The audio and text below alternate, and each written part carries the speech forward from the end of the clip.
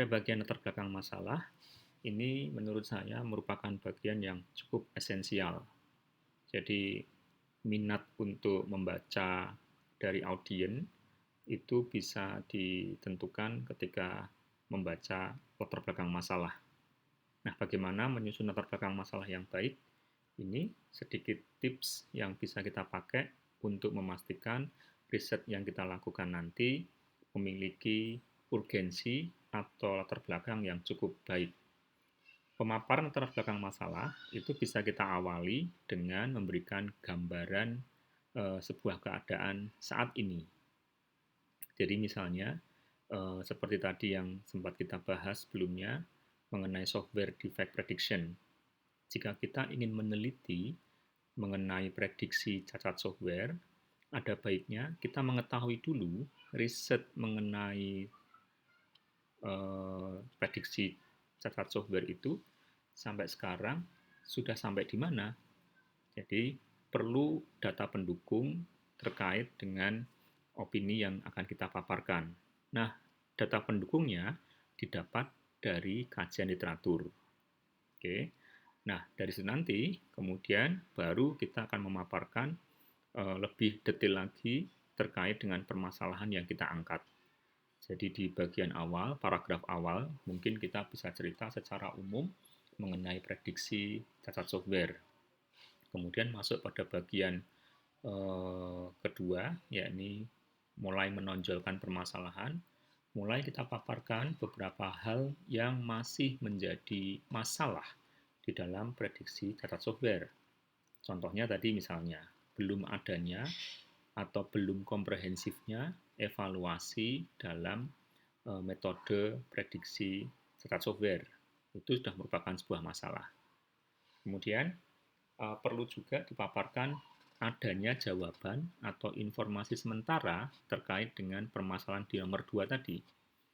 Jika kita meletakkan permasalahan mengenai cacat software tadi, misalnya fokus kita di evaluasi metode prediksi cacat software yang menurut paparan tadi mengatakan belum komprehensif, maka tentunya kita akan menunjukkan apakah ada riset-riset lain yang juga diskusinya mengarah kepada evaluasi metode prediksi cacat software.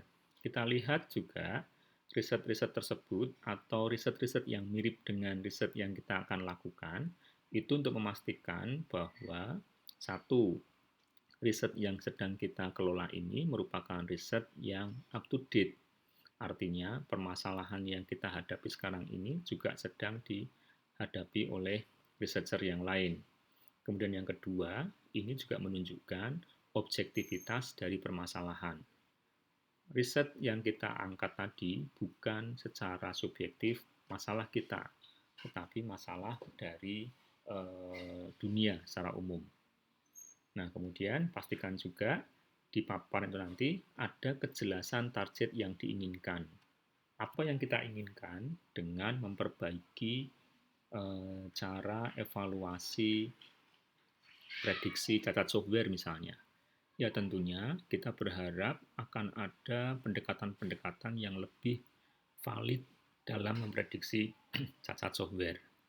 Jadi paling tidak 4 gambaran ini, 4 paparan ini bisa menjadi guidance untuk memulai penulisan latar belakang masalah. Berikutnya rumusan masalah. Nah, sebenarnya ini agak lebih mudah. Intinya, paparan yang sudah kita buat pada bagian latar belakang, kita resume, kita pastikan kita memiliki susunan seperti yang sudah pernah kita bahas sebelumnya. Problem utamanya apa, kemudian riset questionnya seperti apa, dan objektifnya seperti apa. Ingat, riset objektif nanti merupakan titik akhir kita menyelesaikan riset kita. Riset objektif merupakan jawaban dari riset problem. Riset question merupakan cara bagaimana problem itu bisa kita selesaikan sehingga objektifnya bisa kita tangkap. Ya, bukalah kembali paparan terkait dengan research problem, research question, dan research objektif. Pastikan riset problemnya nanti kita ungkapkan dalam bentuk statement, riset question-nya dalam bentuk question. Jadi pernyataan, yang ini pertanyaan. Oke. Selanjutnya, tujuan penelitian sudah kita ungkapkan tadi. Tujuan penelitian berisi pernyataan mengenai kegiatan yang akan dikerjakan dalam penelitian ini. Jadi paling tidak tujuannya nanti bisa kita ungkapkan dalam bentuk kalimat-kalimat seperti ini. Mengukur tingkat keeratan hubungan antara pendidikan dengan pendapatan masyarakat. Target terakhirnya adalah ini, menghitung besarnya pengaruh iklan dan harga jual terhadap omset penjualan. Ini merupakan target-target yang harus kita capai agar riset kita benar-benar bisa menyelesaikan permasalahan. Ada juga sudut pandang yang menyebutkan tujuan penelitian diungkapkan dalam bentuk kalimat yang intinya menggambarkan kondisi yang akan dicapai ketika riset itu selesai.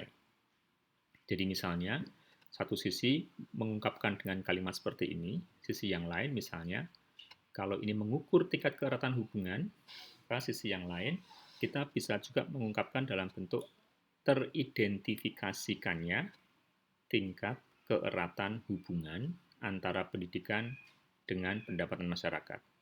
Jadi endingnya adalah kita dapat mengetahui tingkat keeratan hubungan. Oke, atau yang kedua, menghitung besarnya pengaruh iklan. Nah, mungkin yang kedua, diketahuinya, jadi ungkapannya bisa juga dalam bentuk diketahuinya besaran pengaruh iklan dan harga jual terhadap omset penjualan. Yang ini mungkin bisa kita ungkapkan dalam pola kalimat teridentifikasinya faktor-faktor yang berpengaruh pada produktivitas karyawan. Ya, paling tidak di akhir nanti riset kita menghasilkan atau mengetahui kriteria-kriteria atau faktor yang berpengaruh. Jadi pengungkapan kalimatnya bisa dengan dua strategi tadi. Kemudian yang terakhir, manfaat penelitian. Ya, secara umum, manfaat penelitian ini adalah dampak-dampak positif yang bisa kita dapatkan apabila tujuan dari penelitian dapat tercapai. Jadi ini harusnya manfaat penelitian ya. Jadi aspek positif apa yang bisa kita dapatkan jika tujuan penelitian tercapai. Oke.